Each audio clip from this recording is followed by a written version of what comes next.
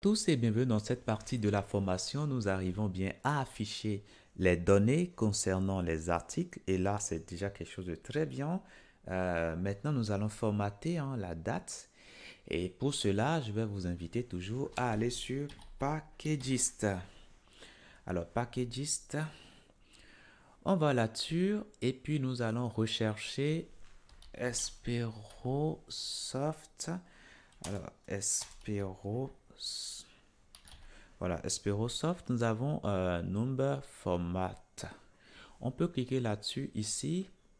Alors, lorsque nous descendons, non, c'est pas ce paquet-là. Donc, nous avons Date Format. C'est ça qui nous intéresse. Et on descend ici et on voit que ça nous donne tout simplement le temps qui s'écoule entre la publication et la date actuelle. Ok. Donc, du coup, c'est ce que nous allons utiliser tout simplement.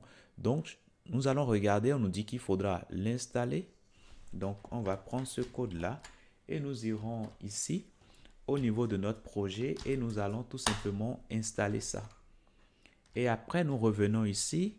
On dit qu'il faut faire require once. Bon, ça, c'est bon, on ne va pas le faire parce que c'est déjà fait pour nous. Et puis, on pourra directement utiliser ceci. OK? From now pour récupérer ça. Donc, du coup, je peux repartir au niveau de article. Article, voilà. Et au niveau de article, je vais créer rapidement un champ supplémentaire qui va s'appeler from now. Donc, ce champ sera de type string. Ce sera de type string et on va nommer ça from now. From now, tout simplement. Alors, je ne mettrai pas d'annotation pour ce champ parce que je ne veux pas sauvegarder ce champ en base de données.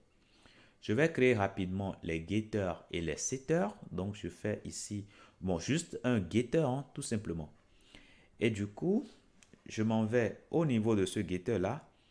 Et ce que je vais faire là, c'est de retourner tout simplement.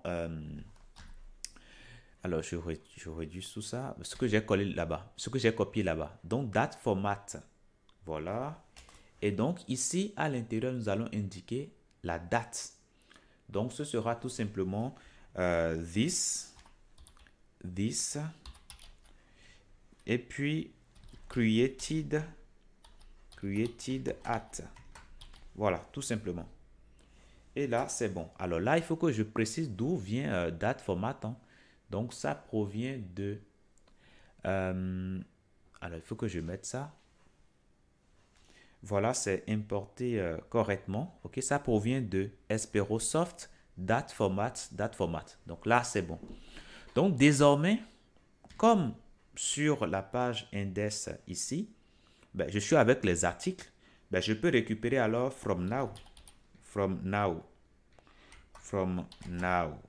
comme ça. Et du coup, je n'aurai plus à mettre de filtre parce que ça me retourne directement un string. Donc, si je reviens alors ici, je vais actualiser. J'actualise rapidement.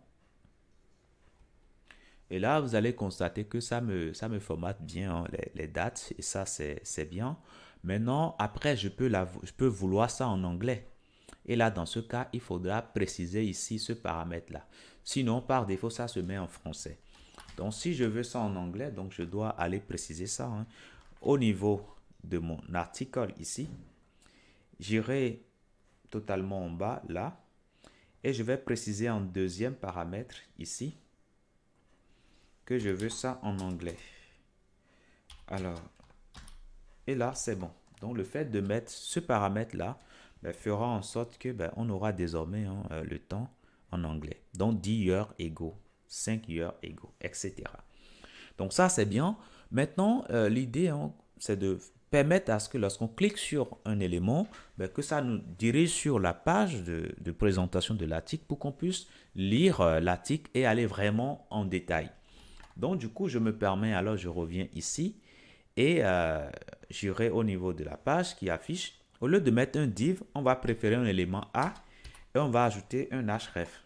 Alors, comme vous le connaissez déjà, par défaut, les éléments A ont un style particulier. Donc, du coup, les éléments auront une couleur, voilà, bleu foncé, etc. Mais c'est pas, nous, c'est pas ce que nous voulons.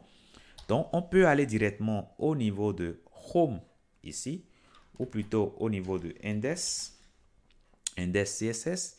Et là, nous allons dire que pour nos éléments A, ne voulons pas hériter des propriétés.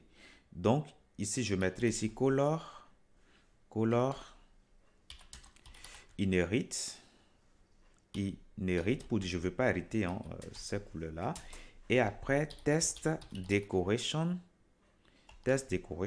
none aussi, tout simplement. Donc, si je fais ça, normalement, je n'aurai plus ces couleurs, voilà, qui sont, voilà, ces couleurs que j'ai là. Alors, attention, ici, color, je mettrai black. Et là, le problème persiste toujours. Alors, ici, c'est bien les éléments A. Donc là, ici, c'est bien sûr l'élément A. La couleur, on n'hérite pas. Et puis, test decoration. Donc, lorsqu'on actualise, normalement, tout doit se passer correctement. Maintenant, nous allons dire, mais lorsqu'on va cliquer sur un élément, nous allons rediriger sur la page de l'élément. Donc, cela va nous amener à créer un slug sur les articles. Pour l'instant, nous n'avons pas de slug sur les articles. Donc, ce qui veut dire que pour obtenir un article, il faut alors avoir son identifiant. Okay? C'est l'identifiant qui est l'information unique que nous pouvons utiliser pour récupérer les articles. Mais comme l'identifiant, c'est un nombre, eh bien, ça ne va pas améliorer le référencement de notre article. Donc, pour ajouter un slug, on peut simplement ici créer un champ supplémentaire. Alors, vous pouvez le faire en ligne de commande comme vous pouvez le faire directement là. OK? Et là, je peux mettre ici slug. Voilà, slug, comme ça. Et le slug sera créé à partir du title. Donc là, je mettrai ici 255. Oui, ça peut aller. Et je dirais que ça ne peut pas être nul, par exemple. OK? Voilà. Donc, ici, je mettrai ici nullable. Alors, excusez-moi. Nullable. Je pourrais mettre ici false, tout simplement. Donc, false. Voilà. Donc là, c'est bon. Maintenant, ce qui me reste à faire maintenant, déjà, d'une part, il faut que je pose ceci en base de données. Mais il faut que je crée également les getters et les setters déjà. Ok, je crée les getters et les setters. Et puis, le slug, l'idéal, c'est de créer ça de manière automatique. Donc, je vais regarder chaque fois qu'on change le titre, systématiquement, je crée, voilà, je mets à jour le slug. Donc, on peut aller au niveau de packages pour chercher un paquet qui va nous permettre de créer de manière automatique le slug. Donc, on vient là au niveau de packages ici et nous allons chercher tout simplement slug. Et quand nous descendons, ici, nous avons Cocure Slugify. Donc, ce paquet va nous permettre de générer rapidement des slugs. Donc, on descend et on nous montre comment on peut l'installer. Je peux prendre ça tout simplement. Je reviens ici, j'ouvre ma console et je tente simplement de l'installer. Et puis, je vais venir voir comment ça s'utilise. Donc, il faut initialiser l'objet et on peut utiliser la méthode Slugify. On lui donne une chaîne et lui, il s'occupe tout simplement de créer le slug. Donc, c'est ces deux lignes-là qui nous intéressent. Nous allons prendre ça et nous allons revenir ici au niveau de notre code. Alors, là où nous avons ici set title, donc je cherche set title, c'est ici que je vais penser tout simplement à mettre à jour le slug. Donc ici, qu'est-ce que je vais faire? Je vais tout simplement prendre le title et le mettre ici. Ce qui veut dire que je vais recevoir ici le slug, donc dans la slug, comme ça. Voilà. Donc je peux simplifier encore cette écriture et au lieu d'instancier d'abord l'objet, je peux le faire directement ici. Tout simplement. Je peux le faire là tout simplement. J'instancie l'objet et aussitôt j'utilise la méthode Slugify pour récupérer le slug. Donc ça, c'est bon, je gagne cette ligne-là. Et quand j'ai le slug maintenant, je vais faire alors ici set slug, donc this set slug, $this set slug, et puis je vais lui donner tout simplement $slug, tout simplement. Et là, ça me permet tout simplement de mettre à jour le slug. Je peux encore gagner cette ligne que j'ai là en prenant ça et en le mettant directement ici en paramètre. Donc, je peux retirer ça. Ce qui veut dire que là, lorsqu'on dit qu'on veut mettre à jour le titre, systématiquement, on mettra à jour tout simplement le slug. Tout simplement. Donc là, c'est bon. Donc, ce faisant, je peux simplement relancer. Alors, déjà, je vais supprimer les données que j'ai déjà en base de données. Donc, je mettrai tout simplement database drop. Je force cela et je supprime la base de données. Je crée une nouvelle base de données. Et une fois que c'est créé maintenant, qu'est-ce que je vais faire par la suite? Je vais tout simplement générer les fistures. Donc, avant de faire cela, il faut que je crée les tables, bien sûr. Donc, je vais alors je ne sais pas si j'ai déjà créé les migrations. Ce que je peux faire ici, au niveau de migration, ici, je n'ai rien, donc je vais générer rapidement les migrations.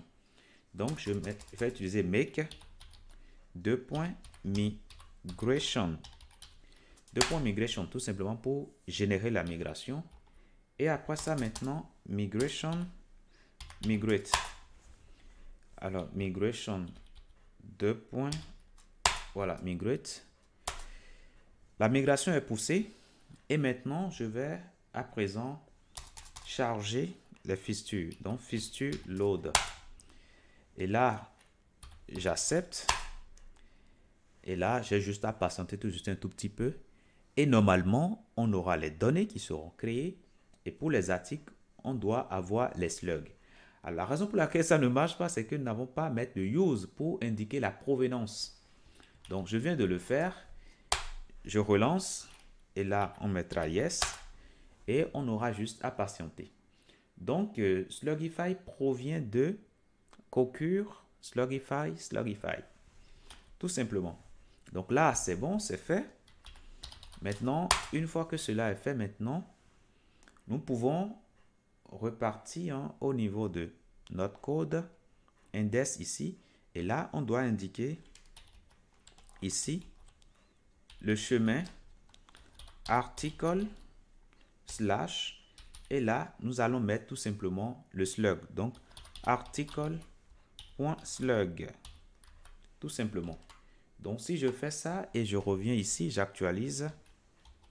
Et là, c'est bon. Quand je viens sur un élément, je vois le lien en bas ici. Donc, quand je clique sur cet article-là, ça va me rediriger sur la route. Pour l'instant, cette route n'existe pas encore. Et c'est ce que nous allons créer dans la prochaine partie. Je vous dis merci et à tout